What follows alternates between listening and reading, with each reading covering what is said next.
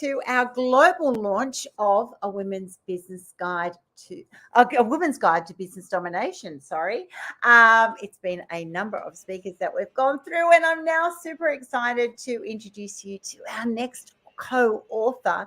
Her name is Pooja Bhatia, and she is going to be sharing about her chapter called Leveraging Intellectual Property Rights.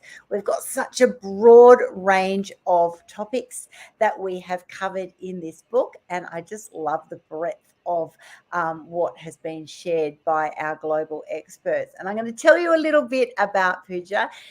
She helps innovators and organizations to transform their ideas into innovations, preventing them from reinventing the wheel and transferring technologies. She's got an MBA in technology management and 2 internal recognized credentials in certified licensing professional, registered technology transfer, and registered patent agency for the Indian Patent Office. She is worked in academia, startups, incubator centers.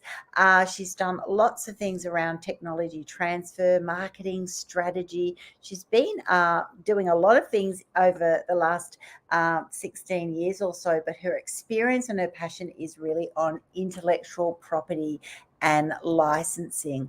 And so therefore, it's not surprising that she's chosen this topic for her chapter in A Woman's Guide to Business Domination. So welcome, Pooja. Thank you so much, Annie.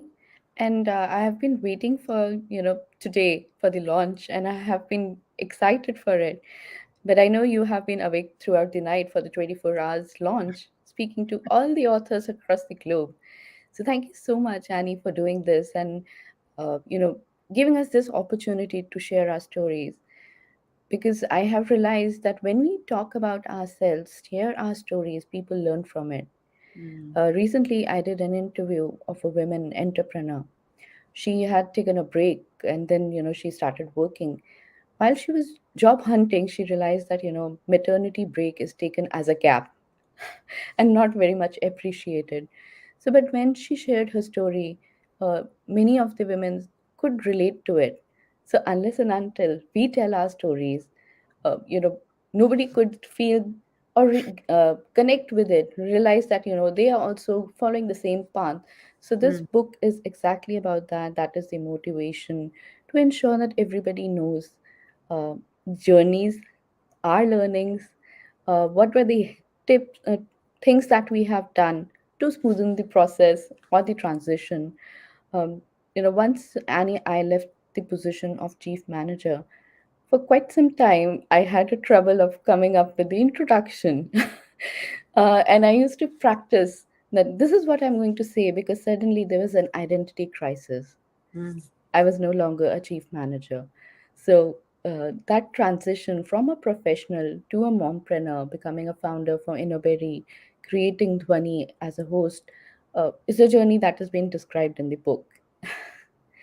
And also how to use IP because when I was working as a professional helping the clients, be it startups or incubators or academic institutions, I was at a different level. I was not emotionally involved. Mm. Um, I was emotionally disconnected with their startup and their idea. But when I started up myself as an entrepreneur, I didn't realize there will be a lot of emotions involved. I will be so much connected to it. Mm. So that was another learning for me that still need to keep your emotions at bay and work at what you want to do and ensure that whatever you are working at is connected and resonating my work that I have been doing, advising people to have IP which is not infringing, practice what you advise. So Yes. that is what the book chapter is all about. Mm. And I love that. I love that this is one of our book chapters because while I've had a number of other authors share already about their business journeys, and a lot of them are purpose driven. A lot of them, they're very passionate, they're so involved, and sometimes, more often, you can get, one of the risks of that is that you don't then look from the other side. So that's why I love the balance of this book, and I think your chapter is just so important, that you can go, yes, you can be fully involved as an entrepreneur, but don't forget to actually make sure that you're not breaching on other people's rights, that you're also protecting your own rights, knowing those little hidden requirements, which if you come unstuck by them, can be extremely costly to you. Costly and So, challenging for any organization or for any entrepreneur, especially those who are starting up. There are so many other challenges. You don't want to get into a suit just because of the IP part. You just don't want to realize at a later stage that you have been reinventing something which is already there. You could have just used that, maybe taken up the proper rights by the licensing and use that up. So during the period that I have been working, I mean, for the last 16 years, I have gained so many experiences where I have seen startups who were working so well, doing so well in their businesses, but they got affected just because of a small minor thing which they mm, overlooked. yeah. So, rather than not giving IP the time at the right time, it is essential that you incorporate it along with your business strategy and start thinking about it from day one. Yes, definitely from day one, because I've even had clients who've done that. They've done all their marketing, they've got a website, they've got, their brand or their style guides, but they haven't actually checked if the name of their business is already actually taken or trademarked by someone, and it's not impossible, it's actually possible that that could already be taken. Or so you could be in that sort of situation that you then go and set up and then you're breaching straight away, or you could be operating for quite a while and then suddenly get contacted by another company to cease trading, which would actually be even way worse, because you've then got that brand name, and there's a lot bigger cost to that. But often, as you probably know in your in your area of expertise, it can be completely accidental. You just don't know. You don't know what you don't know, right? So we don't have those. Businesses are a huge learning curve for all of us. And so, sometimes it's just that I didn't know to check things, and I didn't know what is required for my business. So you must find people in that position all the time, that they're actually surprised by the problem when it actually presents itself to them. Yes, there are many people who are unaware of it, but there are so many incubation centers, tribes like Women Biz Tribe, where such issues are being raised. I believe there are courses as well in your incubation and startup programs Hmm. where you are educating people about it. So it's when you have such communities coming together, everyone learns from each other. So Mm. one would tell another that hey, I heard about IP and this is going to be very crucial. So if you're starting up, think about it too. So it's a community message, one from another, Yeah. connecting and telling people that this is also relevant. And to play a part in the awareness, first people should realize that it is important. So when I talk to the entrepreneurs, the first reaction is that we are not doing anything, I'm just setting up a website. Great, Yeah. but what about the name that you're using?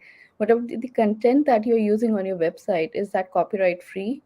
Are you copying from somewhere? You just liked some language and you have picked that up and copy pasted in your own website. That is an infringement. You're just picking up somebody else's work and using it.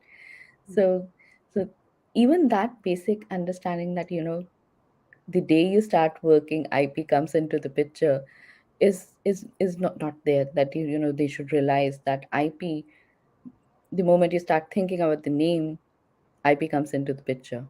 Yes, exactly. From that very first moment that you go, this could be my business, you're brainstorming all the options. One of the first things you want to be doing is actually doing a search on that name, and making sure that you're not infringing. So don't waste is the message. Read this chapter and you'll be really enlightened. And I know I do have this topic definitely in my business incubator program. So this reason, because I actually know it's super super important. Only because it would just be so terrible to one have any legal situation against you, but two, just the disappointment. If you suddenly got you're using a logo that you just found online that you thought you liked, and then you started using it and it was someone else's, or if it was your actual business name, and that then became a problem, your whole business could get unstuck by that, and it could be very costly to you as well. both emotionally and financially, because Mm, you must have connected with the brand. You must have built some brand value over the period yeah. of time that you have been using, and suddenly you have to lose that. So while I started creating the name of Innovary, when I started thinking about it, I put myself into the steps of an IP professional, and then think about what I could do, um, how to do it as I advise my clients. So I came up with a three-step simple process, which is also described in the book, where uh, how it could be applied, where to look for the information, which information to look up for. I had 20 odd names, and I screened each one of those before I could finalize one, check, ensuring that it's not available anywhere. It doesn't have any meaning in any of the dictionaries. It is not even taken up as a domain name by anyone, because then definitely if somebody has thought about it, then only they'll take up the domain. So Mm, that way I ensured that the name Innoberry is not taken up by anyone in any possible way, any combinations. So all that was, had a checklist, and I kind of kept on ticking off what all is there and what all is not there, and mm. shortlisted this name. Well done. You've definitely got to lead by example since you're the expert. So I'm thrilled that you have done that. Does the average person have the skills, do you believe, to be able to have confidence in their business that all of their IP requirements are being met? Or do you think that every business owner needs a bit of professional assistance in this area? To start with, they can take care of it till an initial level, but definitely at a later stage they would need help, because it becomes a challenge managing everything. So now, when I, as a host for Dhwani, am managing the entire part, I could either take care of the scripting part or the interviewing part, but I can't take care of the entire editing and subtitling and making the finished product. So Mm, some portions are outsourced. So similarly, for any startup, you yes, as an entrepreneur, you have to put in your hands into everything and try everything on your own. But at a later stage, you definitely need professional help, because you would like to focus on the things that you actually want to do, and mm, leave this strategy and the IP protection part to the experts who know, who could guide you what could be done, considering the startups and entrepreneurs have funding crunch. They need to best use the financials that they have, look at the budget, accordingly protected, but also protected effectively. So a professional would be in a position to guide and help uh, in creating a strategy which is in sync with your business strategy, to mm, ensure that you have the best laid out plan. mm. What about those people who say other people copy their information? So if you're on the other thing, you're happy with what you've got, but you're like, people steal my information or content that I've put out. Which is a bit of a confusing area, because if you put it out publicly online, then it's theoretically out to the universe. So it's kind of like, what is IP and what is not IP? So even though you have put it out, you still have the right on it. So once you have protected, so if I have, protected the look and feel of today's session Hmm. as a copyright, then even if somebody copies it, you can definitely go and sue him or her, Annie, for copying that thing. But if you have not protected anything as an IPR, It is just an unprotected thing. You can't enforce your right. It needs to be protected to be enforced. And that too, you can enforce this in the country where you have protected it. So if you have something protected just in Australia, you can't go and fight with somebody in US because you don't have the rights there. Mm. So even the rights are territorial in nature. So that is another thing that you have to consider, and that is what makes IP a costlier thing, because Yes. for each country you have to file separately.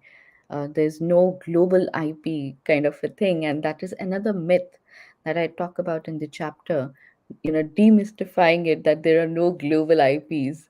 Most people have that confusion that there is a global IP. You just file one application and you have rights across Yeah. the globe. There So isn't anything. Yes, this exactly. is anything. I'm glad you've confirmed that for me because I'm like, yeah, that's right. You do your own country, but then once you start thinking about it, and we're all in a global environment now, you're thinking, okay, well, you got to do it, extend it. But then how far do you? And all of those are going to cost. So only big business could afford to do that in an unlimited amount of countries. Only a bigger company. Like, Mm, if you look at Facebook, suddenly they changed their name to Meta. So, but they were still able to protect it across the globe because mm. they would be using it that way. But for a startup to start with, it would be a bit challenging, to invest so much of money uh, in protecting every IP that they have, everything that they have created, be it a name, the content, or even if they are into R&D and they have come up with some particular product or a process. So protecting everything would not be possible, but there could be means of identifying fundings. In most of the countries, there are funds which help you in Mm, protecting IP. mm. uh, I'm not sure about the terms and conditions, but there must be something attached to it. Yeah. What about the people who put the little C at the bottom of every document they do, and it's just they just put it on themselves? Does that mean it is copyright or is it not copyright? Does How does that work? So if you put a C with the date and your name, it is an automatic copyright, but then it is only enforceable if you have registered it. Right. As in So you've you can go registered. and fight with somebody if it is only registered and it's protected, then only you can enforce that right. Okay, so if it's just, I'll have people who will do something like just a worksheet or a little ebook, and they'll put copyright on each page. So if Yeah. are you saying that they would have had to have registered the content for that page? Yes, then only they could, uh, in case somebody copies it, they can only stop them from using it if it is protected, it's registered, then only they can do it. Mm. But by just putting a C on anything, Doesn't do that's anything. doesn't do anything. Yeah, and I think that's actually a gem, by the way. And you haven't even bought the book, everybody, yet. And I know you're going to want to, so definitely make sure A Woman's Guide to Business Domination. You're going to get that. But that's exactly it. I know a lot of people put little C's on absolutely everything that they create, thinking that because they've done that, it's then protected. But it's actually not. So you're going to learn things like this little trip, plus a lot more, when you read Pooja's book. So. Um, Pooja, how far does this area extend, intellectual property rights? So you've got trademarks, you've got your general copyright of your information, you've got your trade name, I suppose. What other areas do you then work in? So there are, 4 to 5, 6 categories for IPR. One is patents, which deals with technology. So Mm, anything to do with technology, be it a product or a process, is covered under a patent. The name of your company, or any product or any process, any service that you're offering, would be covered it's a trade name, but it's covered under the trademark. Even the service marks are covered under trademark, then they are not kind of distinguished. So then you have copyrights, which could be for the content, for your photographs, for the videos, even for your presentations and software. You could have designs for the look and feel of a product, like the phones have a typical shape, Mm-hmm. So all that is protected as design. Then you also have something called as geographical indications. But from a business point of view, there are only four main IPs which are useful to them. Uh, Trade secret, yes, because most of us don't share everything openly about the business. So there are some trade secrets, but these are not actually protected in many of the countries. You could either use a non-disclosure agreement to ensure that the other parties, not going to disclose anything confidential. But it's a weaker form of IP because once it's out, it's out. It's no longer a trade secret.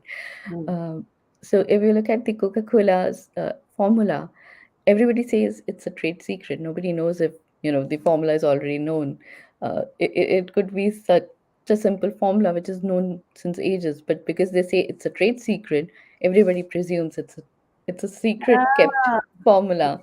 So if you have anything that you have not protected yet, uh, my advice to anyone would be to be careful of it, not share it openly with anyone till you are sure what you want to do about it. mm. If you are putting into the public domain, there is no way you can protect it again. Yeah. So, what's your advice then for those suddenly going, "Oh my goodness, I've never even thought of this before"? Should they go and see a lawyer? Is there a special lawyer to see? Is it something that after reading your chapter you go, "Oh, okay, I get the idea of the things that I need to check"? What sort of how reactive or responsive are you encouraging people to be? So definitely they can go through the book, they can join the tribe, the Hmm. Women Biz tribe, to connect with me and many other professionals who are there as part of the Women Biz tribe, and learn from them. Learn from you as a coach, who could guide them in the strategy part. Yes, they can definitely connect with the lawyer, but then they'll have to be careful in choosing and Mm. selecting the person they're connecting with, because there would be people out there who may not understand what you're trying to do, because each one of them have their own specific Yes. expertise. So a general lawyer may not be an expert in IP. So Mm. if you are going out and meeting any person, ensure they have some experience in IP. They have worked in some particular field that you are looking for. So if you are looking for trademark help, then go to a person who has experience in dealing with trademarks. And if you don't find anyone, connect with Annie and me, and we'll help you in connecting and finding the right person. Mm. Yeah. I think That would that's be the great simplest advice. thing. Yes, that is the simplest thing. In fact, do that first, probably. Just come and contact us because we're readily available, very easy to find in Women's Biz Tribe.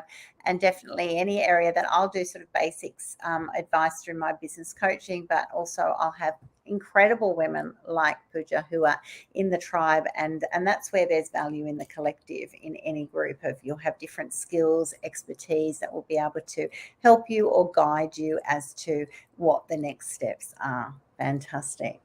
That is so good to hear. And I'm so excited that you have written this chapter because it's so important to have an expert's eyes on this. And I think it really rounds off the whole book on for all of us who are wanting to be dominating in business, to really be owning our lane, claiming that space, continue doing what we absolutely love. We need to have confidence. We need to have confidence in our business, and that confidence will come with actually the core, the setup. So I love the way you've really reinforced that this actually should have been done when you're setting up that business, or anything that you add that suddenly becomes a big value item to you, then should automatically be looked at again professionally, so that you protect what you love, right? That's pretty much what it is. If it's super Yeah. important for you and you couldn't risk losing it, then you probably need to get some professional advice on that. So I think it's a really good reminder. And yes, so do you have any final words to those listening in? And I'll leave that goodbye to you. Thanks, Annie. So yes, I do have one passing comment to say that go through the chapter, you will have an insight about who am I, because when you know who am I, you could better connect with me, see where I am coming from, understand my perspectives, both as a professional and as a mompreneur. And I have also shared the tips that I have myself implemented when I became an entrepreneur. simplified things for IP, and also how to use technology transfer as a mean to leverage. You don't need to create everything on your own. You could just go and license out something and use it rather than putting in the efforts to redo everything. Yeah. So please do go purchase this book. It's doesn't just have my chapter. There are 17 more chapters, one from Annie, two from Annie as well. And uh, it is bringing out stories of all the women, how they have worked their way through from being a professional to becoming an entrepreneur. So I am excited. Support me and Annie, and let's let's work together and make a community stronger. Thank you, everyone. Thank you, Annie. Absolutely. Oh, thank you so much, Pooja. So if you need more details, go to kmdbooks.com. Let's make this an international bestseller. I believe that we can. So we want to do that because we want to really raise the presence of women in business globally. And we just know that it is going to add so much value. When you actually do get this book, make sure you take a photo of yourself with the book. We love to get that. That's always lovely for our marketing. And also, more importantly, actually just tell us what resonated with you, what part of the book, what chapter, what part of Pooja's chapter actually went, oh my gosh, I'm glad I learnt that, and now I've actually done something about it. We actually love to hear the stories. We love to hear the responses, because that's why we're actually writing. That's why we're sharing our knowledge and our wisdom with you through this book, because we do want it to help you on your journey. So thank you so much, Pooja.